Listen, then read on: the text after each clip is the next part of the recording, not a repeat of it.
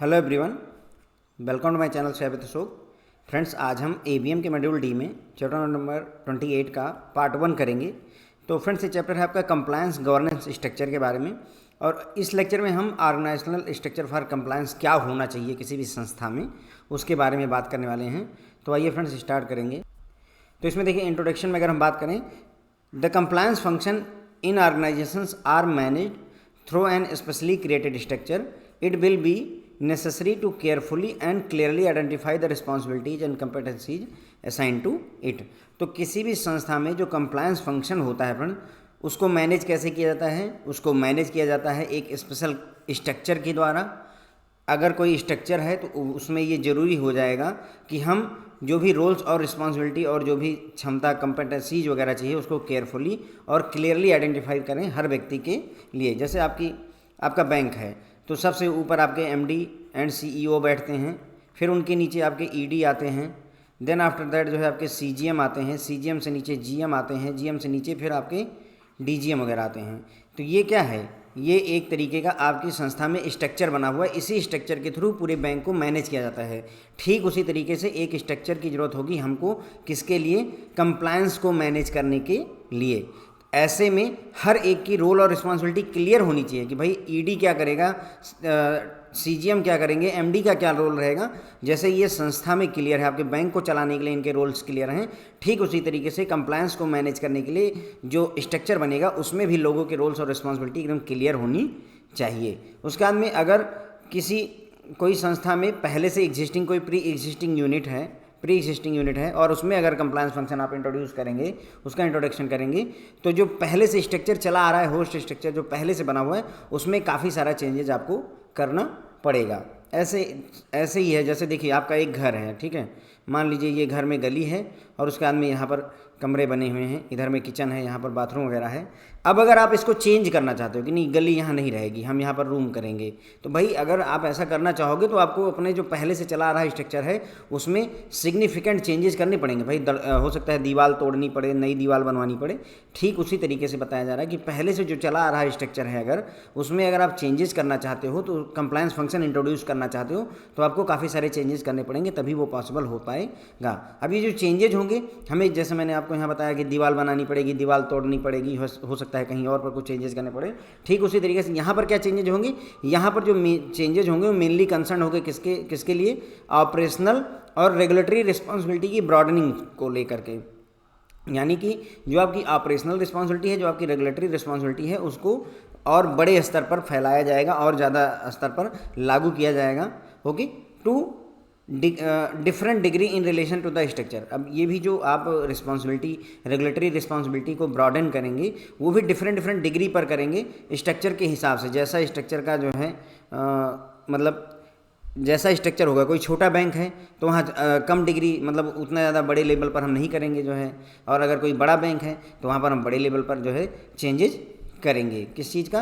Regulatory responsibility की broadening में काम करेंगे, ठीक है। और ये कितनी डिग्री तक हमें करना है, इस बात का डिसीजन उस संस्था के साइज और उस संस्था के ऑब्जेक्टिव, जो बिजनेस है उसका ऑब्जेक्टिव क्या है, उसका साइज क्या है, उसके आधार पर ही ये डिसाइड किया जाएगा कि हम कितनी ब्रॉडनिंग करेंगे। ओके, उसके बाद में बात करें, development of function of internal control has often occurred as a reaction to clamorous financial scandals which have involved the bank, exposing the fragility of the control mechanism adopted, which have as a consequence led to creation of certain number of functions leading to change in reporting structure।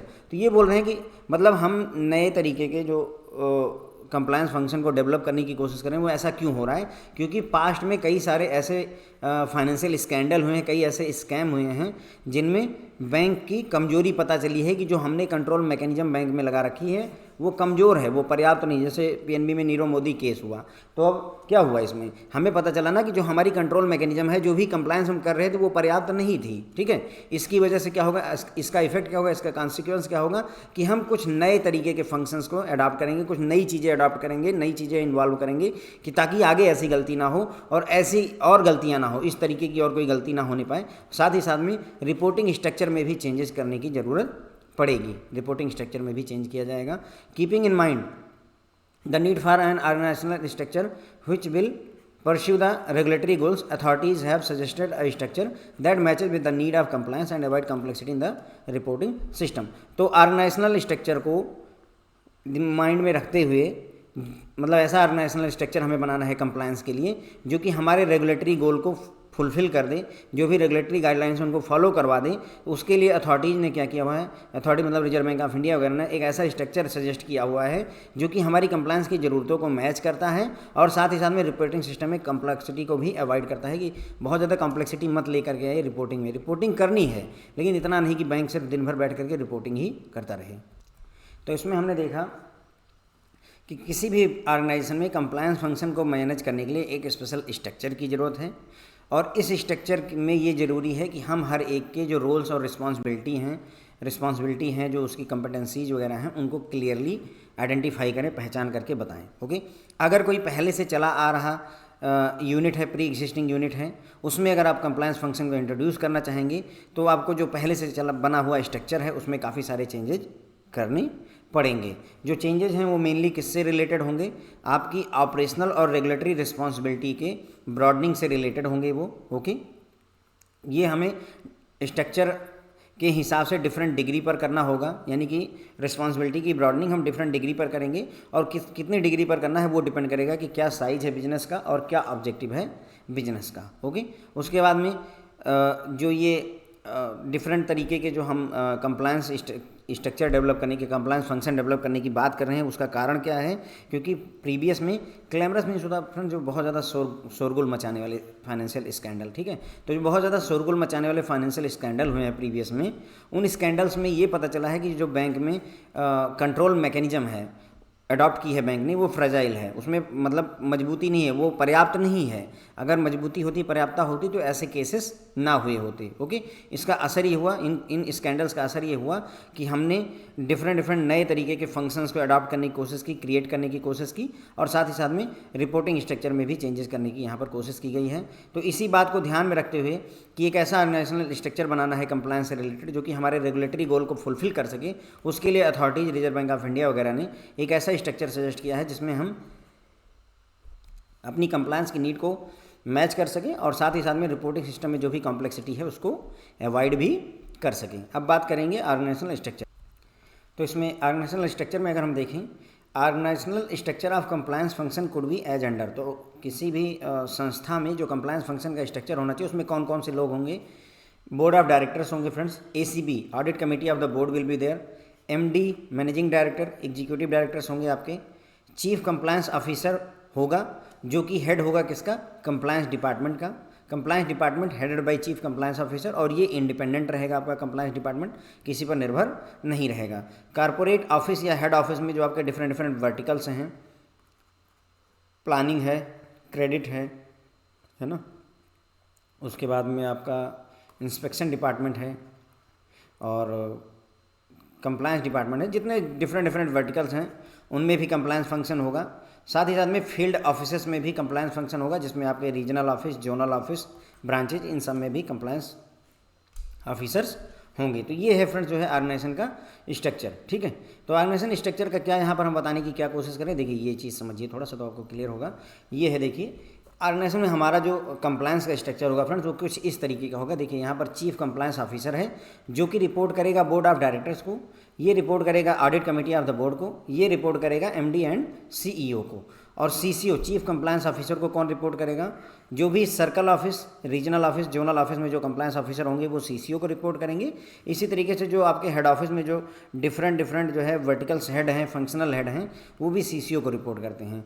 आगे ये structure थोड़ा सा और जाएगा, जैसे जो zonal office में जो आपके कंप्लायंस ऑफिसर होंगे वो रिपोर्टिंग लेंगे किससे, सर्कल ऑफिस के जो है कंप्लायंस ऑफिसर से, बदले में सर्कल ऑफिस के कंप्लायंस ऑफिसर किससे रिपोर्टिंग लेंगे, फर्दर ब्रांचेस से लेंगे। ब्रांच में ज़्यादातर ब्रांच मैनेजर को ही कंप्लायंस ऑफिसर बना दिया जाता है। तो ये पूरा फ्रेंड्स जो है एक स्ट्रक्चर की बात हो रही, कंप्लायंस स्ट्रक्चर की, जो हम यहाँ समझने की कोशिश करें वो यही है कि एक ऐसा स्ट्रक्चर होना चाहिए आपके बैंक में। ओके, तो ये बात हो गई, स्ट्रक्चर आपने समझ लिया। उसके बाद में कुछ CCO की रिस्पॉन्सिबिलिटी की बात कर लें तो चीफ कंप्लायंस ऑफिसर की डायरेक्ट रिपोर्टिंग होनी चाहिए MD एंड CEO को करेगा रिपोर्टिंग, या बोर्ड या audit committee of the board को रिपोर्ट करेगा। अगर मतलब दो को रिपोर्ट करना चाहिए, या तो एमडी एंड सीईओ को करें या audit committee of the board को करें। अब मान लीजिए कि सीसीओ चाहता है कि हम एमडी एंड सीईओ को रिपोर्ट करेंगे, एमडी सीसीओ नहीं चाहता है, ये आपके बैंक के स्ट्रक्चर में या आपके बैंक की कंप्लायंस पॉलिसी में लिखा होगा कि CCO will report to MD and CEO. यदि मान लीजिए ऐसा है कि सीसीओ एमडी सीईओ को रिपोर्ट करेगा तो उसे audit committee of the board ACB से हर क्वार्टर में 1-to-1 बेसिस पर मीटिंग करने की जरूरत होगी। सीसीओ से क्वार्टरली बेसिस पर audit committee of the board से मिलना पड़ेगा, और ये जो मीटिंग होगी वो without presence of senior management, जिसमें एमडी एंड सीईओ भी शामिल नहीं होंगे। जब मैंने आपको चीफ कंप्लायंस ऑफिसर पढ़ाया था पूरा, तो उसमें ये बात मैं आपको पहले ही बता चुका हूँ। उसके बाद में जो बिजनेस के वर्टिकल्स या फंक्शनल डिपार्टमेंट्स हैं वो सीसीओ को रिपोर्ट करेंगे, मैंने आपको बता ही दिया। जो भी कंप्लायंस ऑफिसर हैं जो रीजनल ऑफिस, जोनल ऑफिस में या सर्कल ऑफिस में बैठे हुए हैं, वो भी चीफ कंप्लायंस ऑफिसर को सीधे रिपोर्ट करेंगे। अब चीफ कंप्लायंस ऑफिसर की जो परफॉर्मेंस होगी, जो आपका अप्रेजल वगैरह किया जाता है, पैफ वगैरह जो होती है, पीएनबी में पैफ बोलते हैं, उसका रिव्यू कौन किया जाएगा? सीसीओ किसका रिव्यू करेगा? चीफ कंप्लायंस ऑफिसर सबकी परफॉर्मेंस रिव्यू करेगा, जितने भी कंप्लायंस ऑफिसर हैं, क्योंकि वो सीसीओ को रिपोर्ट करते हैं। और इसी तरीके से जो चीफ कंप्लायंस ऑफिसर होगा उसका पैफ या उसकी अप्रेजल कौन करेगा? बोर्ड या audit committee of the board करता है। अब देखिए इससे क्या फ़ायदा होता है, देखिए आप समझिए। जो चीफ कंप्लायंस ऑफिसर जो कंप्लायंस ऑफिसर बैठे हुए हैं, चाहे वो जोनल ऑफिस में बैठे हों चाहे वो सर्कल ऑफिस में बैठे हों, उनकी इन जो कंप्लायंस ऑफिसर हैं इनका जो पैफ होगा वो कौन डिसाइड करेगा? Chief compliance officer. तो अगर चीफ कंप्लायंस ऑफिसर डिसाइड करेगा तो ऐसे में जो सर्कल ऑफिस में या जोनल ऑफिस में बैठा हुआ कंप्लायंस ऑफिसर है उसको अपने सीएच या जेडएच है ना, जोनल हेड सर्कल हेड से डरने की ज़रूरत नहीं है। वो इम्पार्शियल रह सकता है, उनके दबाव में नहीं आएगा। क्यों? क्योंकि आप उसकी पैफ नहीं ख़राब कर सकते। आप भले ही सर्कल हेड हैं, आप भले ही जोनल हेड हैं, बट आप उसकी पैफ में डिस्टर्बेंस नहीं ला सकते हैं। उसकी परफॉर्मेंस जो है सीसीओ के द्वारा देखी जाएगी। तो इस वजह से वो जो है इंडिपेंडेंटली काम कर पाता है। ठीक इसी तरीके से जो चीफ कंप्लायंस ऑफिसर होता है इसका पैफ डिसाइड किया जाता है बोर्ड के द्वारा या audit committee of the board के द्वारा। तो ऐसे में इसके ऊपर एमडी एंड सीईओ का भी दबाव नहीं रहता। एमडी ईडी से डरने की जरूरत चीफ कंप्लायंस ऑफिसर को नहीं रहती है कि उसका पैफ उसका कैरियर ख़राब कर देंगे। ऐसा कुछ नहीं होने वाला है, क्योंकि भाई सीधे बोर्ड ही जो है इसका परफॉर्मेंस देखेगा। तो इससे फ़ायदा क्या होता है फ्रेंड्स? ये इंडिपेंडेंटली काम कर पाते हैं, बस फ़ायदा ये रहता है। तो जो आपको धमकियाँ मिलती हैं ना, मैं बताता हूँ, मैं देखता हूँ, मैं तेरा ट्रांसफ़र कर दूँगा, ये सब चीज़ें नहीं हो पाती हैं इस वजह से। इसीलिए ऐसा स्ट्रक्चर ये बनाया गया है। रिपोर्टिंग स्ट्रक्चर मैंने आपको बता ही दिया। Chief compliance officer should be reporting to board of directors, audit committee of the board, MD and CEO. साथ ही साथ में जो जोनल ऑफिस और सर्कल ऑफिस में बैठे हुए कंप्लायंस ऑफिसर होंगे वो सभी सीसीओ को रिपोर्ट करेंगे। इसी तरीके से जो हेड ऑफिस है आपके कॉर्पोरेट ऑफिस में जो वर्टिकल्स हेड होंगे वो भी रिपोर्ट करेंगे सीसीओ को। अब बात करते हैं responsibility of board and senior management की। तो कंप्लायंस शुरू होती है टॉप से, हमेशा जो है कंप्लायंस की शुरुआत ऊपर से होगी, मतलब कहने का एमडी एंड सीईओ लेवल से शुरू होगी, धीरे धीरे नीचे आएगी। तो it will be most effective in corporate culture that emphasis standard on honesty and integrity. तो एक अच्छा कॉर्पोरेट कल्चर उसे ही मानेंगे जब हम ईमानदारी और सत्यनिष्ठा, इंटीग्रिटी पर या ऑनेस्टी और इंटीग्रिटी पर ध्यान दें, उसका स्टैंडर्ड मेंटेन करने की कोशिश करें। और इसके लिए ज़रूरी होगा कि हमारे जो डायरेक्टर्स हैं, हमारे जो सीनियर मैनेजमेंट हैं, बोर्ड ऑफ डायरेक्टर्स वगैरह हैं, वो एक एग्जाम्पल सेट करें कि हाँ वो ईमानदार हैं, सीनियर मैनेजमेंट ईमानदार है, तो उसकी वजह से वो कल्चर धीरे धीरे नीचे भी आ जाएगा। ओके, उसके बाद में board, audit committee of the board, MD CEO shall overview the compliance function in terms of business needs and volume applicable to the bank. जो बोर्ड होगा, audit committee of the board है, MD CEO हैं आपके, उनका काम होगा कि वो कंप्लायंस फंक्शन का ओवरव्यू देखें कि जो बिजनेस के टर्म में जितनी नीड है, जितना वॉल्यूम हमारा बिजनेस का है, उस हिसाब से हमारे बैंक में कंप्लायंस फंक्शन है या नहीं है। ओके, उसके बाद में the reporting line of CCO to top management in this review process shall be properly documented in compliance policy of the bank. तो जो बैंक की कंप्लायंस पॉलिसी आप बनाएंगे उसमें सीसीओ जो है टॉप मैनेजमेंट में किसको रिपोर्ट करेगा, उस चीज़ को प्रॉपरली डॉक्यूमेंट करने की जरूरत है। बाकायदा लिखा हुआ होना चाहिए। आपकी कंप्लायंस पॉलिसी में ये लिखा होगा कि CCO will be reporting to audit committee of the board and it will not be answerable to MD and CEO, ऐसा लिखा हुआ होना चाहिए। साथ ही साथ जो कंप्लायंस पॉलिसी आपकी बैंक की वो बोर्ड ऑफ डायरेक्टर्स या बोर्ड के द्वारा अप्रूव रहनी चाहिए। अप्रूवल के बगैर उसको एक्सेप्ट नहीं किया जाएगा।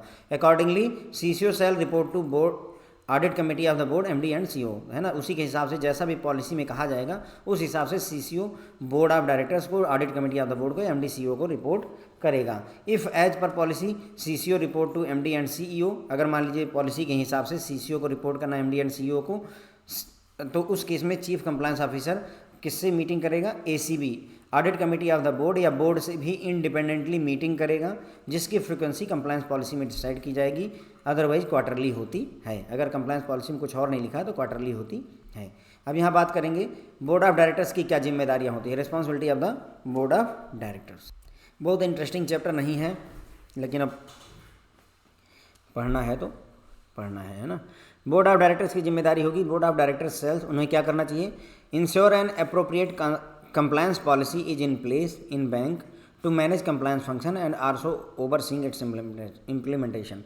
तो बोर्ड ऑफ डायरेक्टर्स को चाहिए कि वो इंश्योर करें कि एक अप्रोप्रिएट कंप्लायंस पॉलिसी है हमारे बैंक में, जिससे कि हम कंप्लायंस फंक्शन को मैनेज कर पा रहे हैं। ठीक है, कंप्लायंस को अच्छे से मैनेज कर पा रहे हैं, इसके लिए एक कंप्लायंस पॉलिसी होनी चाहिए। साथ ही साथ में कंप्लायंस पॉलिसी के इम्प्लीमेंटेशन, कंप्लायंस फंक्शन के इम्प्लीमेंटेशन को भी देखने की जिम्मेदारी बोर्ड ऑफ डायरेक्टर्स की होती है। साथ ही साथ में बोर्ड ऑफ डायरेक्टर्स को इंश्योर करना होगा कि कंप्लायंस इशू को इफेक्टिवली और एक्सपेडिटसली, है ना, मतलब अच्छी तरीके से और तेज़ी के साथ में रिजॉल्व किया जा रहा है। किसके द्वारा? सीनियर मैनेजमेंट के द्वारा। किसकी सहायता से? With the assistance of chief compliance officer and compliance staff. तो बोर्ड ऑफ डायरेक्टर्स को इंश्योर करना होगा कि जो भी कंप्लायंस से रिलेटेड इशू हैं वो इफेक्टिवली और तेज़ी के साथ में रिजॉल्व किए जा रहे हैं सीनियर मैनेजमेंट द्वारा। किसकी सहायता से? सीसी और कंप्लायंस स्टाफ की सहायता से। Ensure that no potential for any conflict of interest and ensure that activities of the compliance function are subject to independent review at least once in 3 years and the compliance function and the audit function of the banks are necessarily being kept separately। तो ये भी ensure करना होगा कि कोई भाई conflict of interest नहीं होना चाहिए। चीफ कंप्लायंस ऑफिसर को आप ऐसा कोई रोल मत दे दीजिए जिससे कि उसको अपनी ड्यूटी निभाने में प्रॉब्लम आए। ठीक है, उसके बाद में ये भी ध्यान रखना है कि जो कंप्लायंस फंक्शन की एक्टिविटीज़ हैं उनको इंडिपेंडेंटली रिव्यू किया जाना चाहिए, कम से कम 3 साल में एक बार, एटलीस्ट वंस इन 3 ईयर। साथ ही साथ में ये भी बोर्ड ऑफ डायरेक्टर्स इंश्योर करेगा जो कंप्लायंस फंक्शन है और जो ऑडिट फंक्शन है वो अलग अलग हैं, सेपरेटली रखे जाते हैं, वो एक ही में मिक्स नहीं किए जाने चाहिए। Review compliance function on quarterly basis and an annual review of status in implementation of compliance function to be carried out. तो बोर्ड ऑफ डायरेक्टर्स को चाहिए कि कंप्लायंस फंक्शन का रिव्यू करे, कब? क्वार्टरली बेसिस पर रिव्यू करेगा। साथ ही साथ में कंप्लायंस फंक्शन कि इम्प्लीमेंटेशन का क्या स्टेटस है इसका रिव्यू भी सालाना किया जाना चाहिए, एनुअल बेसिस पर किया जाना चाहिए। यदि बोर्ड ऑफ डायरेक्टर्स चाहें तो इस काम को, जितने भी काम अभी हमने आपको बताए, ये सारे के सारे काम डेलीगेट किए जा सकते हैं। किसको? Audit committee of the board को, एसीबी को भी सौंपे जा सकते हैं। उसके बाद में besides periodical review on status of audit function and performance thereon, board issues directions for improvement in adherence to system and procedure and its audit system as such this job may also be assigned to audit committee of the board। तो मतलब इनको क्या करना है? Audit function का periodical review करना है, उसकी परफॉर्मेंस को देखना है। उसके अलावा बोर्ड जो डायरेक्शंस इशू करेगा ताकि इम्प्रूवमेंट किया जा सके, किसमें? जो भी सिस्टम्स और जो भी प्रोसीजर्स हम फॉलो करते हैं, ऑडिट सिस्टम वगैरह जो भी हैं, उनको इम्प्रूवमेंट करने के लिए जो भी डायरेक्शन इशू किए जाने चाहिए वो भी बोर्ड इशू करेगा, बोर्ड की ही जिम्मेदारी होगी। यदि बोर्ड नहीं करना चाहता है तो इस टास्क को भी audit committee of the board को असाइन किया जा सकता है। साथ ही साथ में कंपनीज एक्ट 2013 ये भी, यानी कंपनीज एक्ट 2013 खुद ही रिस्पॉन्सिबिलिटी को असाइन करता है किसके ऊपर? डायरेक्टर्स के ऊपर, कि वो एक प्रॉपर सिस्टम बनाएं जिससे कि कंप्लायंस को इंश्योर किया जा सके, ताकि जितने भी अप्लीकेबल लॉज हैं उन सबके प्रोविजंस को हम प्रॉपरली फॉलो कर सकें। और साथ ही साथ ये भी इंश्योर किया जाए कि ये जो लॉ हैं, जो मतलब कंप्लायंस फंक्शन आपने डेवलप किया है वो पर्याप्त है और इफेक्टिवली ऑपरेट कर रहा है। तो इतनी सारी जिम्मेदारियां फ्रेंड्स जो है बोर्ड ऑफ डायरेक्टर्स के ऊपर होती हैं। ओके, तो ये बातें हमने करी थी यहाँ से, responsibility of the board and senior management. तो इसमें हमने फ्रेंड्स देखा था कि कंप्लायंस की शुरुआत ऊपर से होती है। एक अच्छा कॉर्पोरेट कल्चर हम तभी डेवलप कर पाएंगे जब हम जोर देंगे ऑनेस्टी और इंटीग्रिटी पर, ईमानदारी पर, सत्यनिष्ठा पर जोर देंगे, है ना, कि मतलब आदमी सही काम करे, गलत काम ना करे। और इसको करने के लिए कि मतलब हम एक अच्छा कॉर्पोरेट डेवलप तभी कर पाएंगे कल्चर, जब हमारे जो डायरेक्टर्स और सीनियर मैनेजमेंट कुछ ऐसे एग्जाम्पल सेट करें जिससे ये पता चले कि हाँ हमारे यहाँ कॉर्पोरेट कल्चर काफ़ी अच्छा है। फिर हमने ये भी देखा कि जो बोर्ड है, audit committee of the board है, MD CEO है, इनकी जिम्मेदारी होगी कि वो ओवरव्यू करें, देखें कि जो हमारे बैंक में कंप्लायंस फंक्शन है वो क्या हमारे बिजनेस के ज़रूरत के हिसाब से, वॉल्यूम के हिसाब से ठीक है या नहीं है। जो बैंक की कंप्लायंस पॉलिसी होगी उसमें प्रॉपरली डॉक्यूमेंटेशन होना चाहिए कि भाई CCO जो है किसको रिपोर्ट करेगा टॉप मैनेजमेंट में। जो बैंक की कंप्लायंस पॉलिसी होनी चाहिए वो बोर्ड के द्वारा अप्रूव होनी चाहिए, अदरवाइज वो वैल्यूएबल नहीं रहेगी। उसके बाद में CCO को भाई ऑडिट कमेटी ऑफ द, जैसा कंप्लायंस पॉलिसी में लिखा होगा उसके हिसाब से चीफ कंप्लायंस ऑफिसर को audit committee of the board या बोर्ड को या MD CEO को रिपोर्ट करना पड़ेगा। अगर CCO रिपोर्ट करता है MD एंड CEO को एज पर पॉलिसी, तो CCO को सेपरेटली एक इंडिपेंडेंट मीटिंग लेनी पड़ेगी ACB और बोर्ड ऑफ डायरेक्टर्स के साथ। इंडिपेंडेंट होगी, इसमें MD CEO कोई मौजूद नहीं रहेगा, केवल CCO विल बी देयर, ये और इधर बोर्ड होगा या audit committee of the board होगा। ओके, एज पर फ्रिक्वेंसी, जैसा कंप्लायंस पॉलिसी में फ्रिक्वेंसी डिसाइड की गई हो। जनरली ये क्वार्टरली होता है। फिर हमने बात की बोर्ड ऑफ डायरेक्टर्स की रिस्पॉन्सिबिलिटी क्या होती है, तो इसमें हमने देखा कि भाई बोर्ड ऑफ डायरेक्टर्स को इंश्योर करना है कि आपके बैंक में एक अप्रोप्रिएट पॉलिसी हो, ठीक है, जो कि कंप्लायंस फंक्शन को अच्छे तरीके से मैनेज करे, और साथ ही साथ में जो कंप्लायंस फंक्शन है उसका इम्प्लीमेंटेशन का भी ओवरसीइंग करने की जिम्मेदारी बोर्ड ऑफ डायरेक्टर्स की होती है। बोर्ड ऑफ डायरेक्टर्स इंश्योर करेंगे कि जो भी कंप्लायंस से रिलेटेड इशू हैं वो रिजॉल्व किए जा रहे हैं टाइमली और इफेक्टिवली, यानी कि समय से और अच्छी तरीके से सीनियर मैनेजमेंट द्वारा रिजॉल्व किए जा रहे हैं। और यहाँ पर सीनियर मैनेजमेंट हेल्प लेंगे किसकी, चीफ कंप्लायंस ऑफिसर और कंप्लायंस स्टाफ की, ताकि इशू को रिजॉल्व किया जा सके। उसके बाद में ये भी इंश्योर करना होगा कि कोई कॉन्फ्लिक्ट ऑफ इंटरेस्ट नहीं अराइज होना चाहिए। कंप्लायंस फंक्शन की जो भी एक्टिविटीज़ हैं उनका independent review once in 3 year किया जाना चाहिए। उसके बाद में जो ऑडिट फंक्शन है उसको सेपरेटली रखा जाएगा, अलग रखा जाएगा। ऑडिट फंक्शन को कंप्लायंस फंक्शन से अलग रखा जाएगा, दोनों एक में मिक्स नहीं किया जाएगा। कंप्लायंस फंक्शन का यानी बोर्ड ऑफ डायरेक्टर्स को कंप्लायंस फंक्शन को रिव्यू करना होगा क्वार्टरली बेसिस पर। साथ ही साथ में उसके इम्प्लीमेंटेशन की क्या स्थिति है, कंप्लायंस फंक्शन के इम्प्लीमेंटेशन का क्या स्टेटस है, उसको सालाना रिव्यू किया जाना चाहिए। अगर ज़रूरत पड़ती है तो बोर्ड अगर चाहे तो इस जिम्मेदारी को, जितनी भी बातें मैंने बताई, ये सारी की सारी जिम्मेदारी audit committee of the board के पास भेजी जा सकती है। उसके बाद में ऑडिट फंक्शन का पीरियोडिकल स्टेटस रिव्यू किया जाना चाहिए, उसकी परफॉर्मेंस देखी जानी चाहिए। साथ ही साथ में बोर्ड क्या करेगा, डायरेक्शन इशू करेगा, किस लिए, ताकि इम्प्रूवमेंट लाई जा सके किसमें, जो भी सिस्टम्स, जो भी प्रोसीजर्स और जो भी ऑडिट सिस्टम बैंक में फॉलो हो रहा है उसके एडहेरेंस में इम्प्रूवमेंट लाई जा सके। और यदि ज़रूरत पड़ती है तो इस जिम्मेदारी को भी ऑडिट कमेटी ऑफ बोर्ड को सबमिट मतलब सौंपा जा सकता है, किसके द्वारा, बोर्ड के द्वारा। साथ ही साथ कंपनीज एक्ट 2013 जो है वो खुद ही कहता है कि भाई जो डायरेक्टर्स होगा उनके ऊपर रिस्पॉन्सिबिलिटी होगी किस बात की, प्रॉपर सिस्टम जो है बनाने की, प्रॉपर सिस्टम, ताकि कंप्लायंस को इंश्योर किया जा सके, ताकि जितने भी एप्लीकेबल लॉज हैं उन सब के प्रोविजंस को हम फॉलो कर सकें और इंश्योर कर सकें कि वो जो है पर्याप्त हैं और ऑपरेट इफेक्टिवली कर रहे हैं। फिर आगे बढ़ेंगे और बात करेंगे कि सीनियर मैनेजमेंट की रिस्पॉन्सिबिलिटी क्या होती है।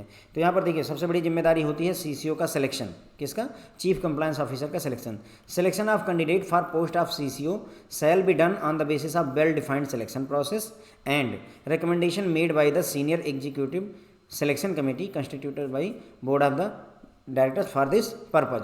तो देखिए चीफ कंप्लायंस ऑफिसर का सिलेक्शन कैसे किया जाता है, एक वेल डिफाइंड प्रोसेस होनी चाहिए, उसके थ्रू किया जाता है। इसके लिए जो बोर्ड होगा वो एक कमेटी बनाता है, जिस कमेटी को हम बोलते हैं senior executive level selection committee, वो बोर्ड के द्वारा बनाई जाती है। यही जो कमेटी होती है ये CCO को नॉमिनेट करती है, लोगों को भेजती हैं जिनके नाम उन्हें लगता है। ये जो सिलेक्शन कमेटी होगी shall recommend the names of candidate suitable for the post of CCO as per the rank in the order of merit. Board shall take final decision in appointment of CCO chief compliance officer. जो selection committee होगी वो rank के आधार पर जो भी व्यक्ति suitable होगा, जो कैंडिडेट सुटेबल होगा CCO की पोस्ट के लिए, उसके नाम को रिकमेंड करेगी, 4-5 नाम वो देगी। फाइनल डिसीजन कि किसे हमें CCO अपॉइंट करना है वो बोर्ड के द्वारा लिया जाता है। उसके बाद में अगर CCO का अपॉइंटमेंट दे रहे हैं तो अपॉइंटमेंट से पहले या उसका प्री मेच्योर ट्रांसफ़र कर रहे हैं, उसको प्री मेच्योरली उसके पद से हटा रहे हैं, CCO नॉर्मली मिनिमम 3 ईयर के लिए अपॉइंट किए जाते हैं। तो अगर आप ऐसा कर रहे हैं कि उसको अपॉइंटमेंट दे रहे हैं या पहले हटा रहे हैं, ट्रांसफ़र कर रहे हैं, तो आपको एक इंटीमेशन देनी होगी department of supervision Reserve Bank of India को। किसको देनी होगी? प्रायर इंटीमेशन आपको department of supervision Reserve Bank of India को देनी पड़ेगी। Such information should be supported by detailed profile of candidate along with the fit and proper certification by MD and CEO of bank confirming that person meet the above supervisory requirement. इसके बाद में जब आप जो है मतलब appointment से पहले किसी कैंडिडेट को CCO अपॉइंट करने से पहले आप क्या करते हैं, RBI के डिपार्टमेंट ऑफ सुपरविजन को एक इंटीमेशन देते हैं, एक चिट्ठी भेजते हैं। तो उस चिट्ठी को भेजते समय आपको क्या करना होगा, जो कैंडिडेट आपने CCO के पद के लिए सेलेक्ट किया है उसकी डिटेल प्रोफाइल भी उसके साथ भेजिए, साथ ही साथ में एक फिट एंड प्रॉपर का सर्टिफिकेशन भी भेजिए। ये सर्टिफिकेशन किसके द्वारा इशू किया जाता है? MD एंड CEO द्वारा। बैंक के MD CEO द्वारा एक fit and proper certificate issue किया जाएगा, जिसमें वो कंफर्म करेंगे, कौन? MD एंड CEO कंफर्म करेगा कि जिस व्यक्ति को हमने चुना है वो सभी रिक्वायरमेंट को फुलफिल करता है, तो हम इसको अपॉइंट कर सकते हैं। उसके बाद में बैंक के senior management with the assistance of the compliance department shall ensure the following activity. अब कौन कौन सी एक्टिविटी को सीनियर मैनेजमेंट जो है कंप्लीट करवाएगा, उसकी बात यहाँ पर हो रही है। तो बोर्ड को, सीनियर मैनेजमेंट को कोई भी रूल्स रेगुलेशन स्टैंडर्ड वगैरह हैं उसके बारे में अप्रेज करना, डिटेल्स में बताना। कोई अगर डेवलपमेंट हो रहा है ऑडिट से कंप्लायंस रिलेटेड तो उसके बारे में बताना। साथ ही साथ अगर कंप्लायंस रिलेटेड किसी इशू पर कोई क्लेरिफिकेशन चाहिए तो वो भी कौन देगा? सीनियर मैनेजमेंट द्वारा दिया जाएगा। कंप्लायंस रिस्क का असेसमेंट कंडक्ट किया जाएगा कम से कम साल में एक बार। इसके लिए एक रिस्क ओरिएंटेड एक्टिविटी प्लान बनाया जाएगा। उस रिस्क ओरिएंटेड एक्टिविटी प्लान को ACB audit committee of the board के पास अप्रूवल के लिए भेजा जाएगा और अप्रूवल मिल जाने के बाद उसे इंटरनल ऑडिट के लिए भी अवेलेबल करवा दिया जाता है। ओके, उसके बाद में अगर कंप्लायंस रिस्क से रिलेटेड कोई मेजर चेंजेज या ऑब्जर्वेशन आती है नज़र में तो उसको तुरंत ही promptly board, audit committee of the board, MD and CEO को इन्फॉर्म करने की जिम्मेदारी सीनियर मैनेजमेंट की होती है। उसके बाद में जो भी कंप्लायंस के फेलियर या ब्रीचेज हुए हैं उसकी पीरियडिकली रिपोर्ट जो है बोर्ड के पास या audit committee of the board के पास भेजनी होगी। साथ ही साथ जिनको ज़रूरी है, जो फंक्शनल हेड हैं, जो डिपार्टमेंट के हेड हैं, जिनके लिए ज़रूरी हैं, उनके पास सर्कुलर वगैरह के थ्रू या मेल के थ्रू ये डिटेल भेजना कि कंप्लायंस में क्या क्या फेलियर्स और ब्रीचेज हो रहे हैं। Okay, to monitor and periodically test compliance by performing sufficient and representative compliance testing. ठीक है, तो कंप्लायंस टेस्टिंग भी करने की ज़रूरत होगी यहाँ पर। ये कौन करेगा? सीनियर मैनेजमेंट द्वारा किया जाएगा। और जो भी कंप्लायंस टेस्टिंग का जो रिजल्ट आएगा उसको बोर्ड के सामने, audit committee of the board के सामने या MD एंड CEO के सामने रखा जाएगा। उसके बाद में compliance to ensure compliance of supervisory observation made by the Reserve Bank of India और any other direction in both letter and spirit in time bound and sustainable manner. अगर Reserve Bank of India के द्वारा कोई supervisory observation आती है, bank के अंदर कोई कमी ऐसी आती है जो RBI डायरेक्ट करे कि भाई यहाँ तुम्हारे में ये गड़बड़ चल रही कंप्लायंस में, तो उसको पूरे तन मन से लग करके काम को निपटाना होगा, समय से कंप्लीट करना होगा और सुटेबल और सस्टेनेबल मैनर में अच्छे ढंग से करना होगा। उसके बाद में एटलीस्ट वंस अ ईयर, पूरे साल में एक बार आइडेंटिफाई करेंगे और असेस करेंगे जो मेन कंप्लायंस रिस्क बैंक द्वारा फेस किया जा रहा है। मतलब पूरे साल भर देखिए और फिर देखिए कि कौन से रिस्क हैं कंप्लायंस वाले जो कि बैंक इस समय ज़्यादा फेस कर रहा है, और फिर उसके लिए एक प्लान बना करके उनको मैनेज करने की भी बात की जाएगी सीनियर मैनेजमेंट के द्वारा। ठीक है, तो ये हो गए फ्रेंड जो है आपके किसकी जिम्मेदारी, आपकी जिम्मेदारियाँ, responsibility of the senior management. अब इसमें आपसे क्वेश्चन पूछ सकते हैं कि CCO का फाइनल सिलेक्शन किसके द्वारा किया जाता है? तो वो किया जाता है फ्रेंड्स बोर्ड के द्वारा।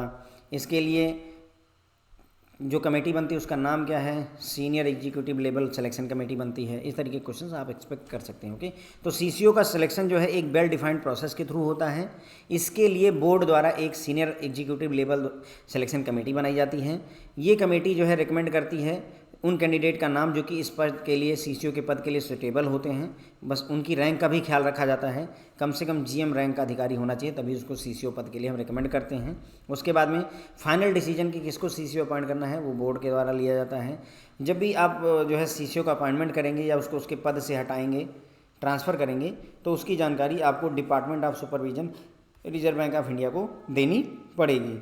जब भी किसी कैंडिडेट को आप इन्फॉर्म कर मतलब अपॉइंटमेंट देंगे CCO के पद पर, तो जो इंटीमेशन भेजेंगे उस इंटीमेशन के साथ में, उस डिटेल के साथ में आप भेजेंगे उस कैंडिडेट जिसको सीसीओ बना रहे हैं उसकी प्रोफाइल भी भेजेंगे डिटेल में, साथ ही साथ एक फिट एंड प्रॉपर का सर्टिफिकेट भी आप वहाँ पर भेजेंगे कि भाई हाँ ये बंदा फिट एंड प्रॉपर है। और ये फिट एंड प्रॉपर का certificate MD and CEO issue करेगा बैंक का, जिसमें वो ये कंफर्म करेगा। फिट एंड प्रॉपर का मतलब वो ये कंफर्मेशन देगा एमडी कि भाई जिसको हमने चुना है वो इस पद के लिए सुटेबल है। उसके बाद में कौन कौन सी एक्टिविटीज़ हैं, कौन कौन सी जिम्मेदारियाँ जो सीनियर मैनेजमेंट द्वारा कंप्लीट की जाती हैं। सीनियर मैनेजमेंट करवाता है किसके थ्रू, कंप्लायंस डिपार्टमेंट के थ्रू, लेकिन जिम्मेदारी सीनियर मैनेजमेंट की होती है। जैसे बोर्ड को सीनियर मैनेजमेंट को जो भी रेगुलेशंस और रूल और स्टैंडर्ड वगैरह हैं या कोई फर्दर डेवलपमेंट है उसके बारे में डिटेल में अवगत करवाने की जिम्मेदारी किसकी होती है, सीनियर मैनेजमेंट की होती है। अब सीनियर मैनेजमेंट खुद को भी अपडेट कर ले रहा है। उसके बाद में कंप्लायंस रिलेटेड इश्यूज़ पर अगर कोई क्लैरिफिकेशन चाहिए तो सीनियर मैनेजमेंट प्रोवाइड करेगा। कंप्लायंस रिस्क का असेसमेंट कम से कम साल में एक बार किया जाना है। इसके लिए एक जो है रिस्क ओरिएंटेड एक्टिविटी प्लान बनाया जाता है असेसमेंट के लिए। किसके, कंप्लायंस रिस्क के असेसमेंट के लिए आप एक रिस्क ओरिएंटेड एक्टिविटी प्लान बनाओगे। उसके बाद में इस एक्टिविटी प्लान को आप audit committee of the board के पास अप्रूवल के लिए भेज दोगे और फिर इसको अवेलेबल करवा देंगे इंटरनल ऑडिट के लिए। अगर कोई मेजर चेंज या ऑब्जर्वेशन देखा जाता है कंप्लायंस रिस्क में तो उसके बारे में सीनियर मैनेजमेंट तुरंत ही board, audit committee of the board, MD and CEO को अपडेट करेगा। कंप्लायंस फेलियर जो हुए हैं, कंप्लायंस ब्रीचेज जो हुई हैं उनको पीरियडिकली रिपोर्ट करना चाहिए बोर्ड को, audit committee of the board को। साथ ही साथ में सर्कुलर वगैरह लॉन्च करके या ईमेल करके जो फंक्शनल हेड हैं उनको भी इसके बारे में बताया जाना चाहिए। कंप्लायंस टेस्टिंग परफॉर्म की जाएगी किसके द्वारा, सीनियर मैनेजमेंट के द्वारा, और जो इसके रिजल्ट्स होंगे उसको board, audit committee of the board, MD के सामने पेश किया जाएगा। ओके। अगर आरबीआई के द्वारा कोई सुपरवाइजरी ऑब्जर्वेशन आती है कंप्लायंस से रिलेटेड तो उसको पूरी तरह से समय से पूरा करने की जिम्मेदारी, उस कंप्लायंस को करवाने की जिम्मेदारी सीनियर मैनेजमेंट की होगी। कम से कम साल में एक बार ऐसा करेंगे कि जो भी आइडेंटिफाई करेंगे और एसेस करेंगे जो भी कंप्लायंस रिस्क मेनली फेस किए जा रहे हैं बैंक के द्वारा, उनको पहचानिए, उनको एसेस करिए और फिर ऐसा मतलब प्लान बनाइए ताकि जो है उन कंप्लायंस रिस्क को हम मैनेज कर सकें। ठीक है फ्रेंड, तो इसी के साथ ये लेक्चर यहाँ पर ख़त्म होगा। होप है आपको पसंद आया होगा। Thank you so much.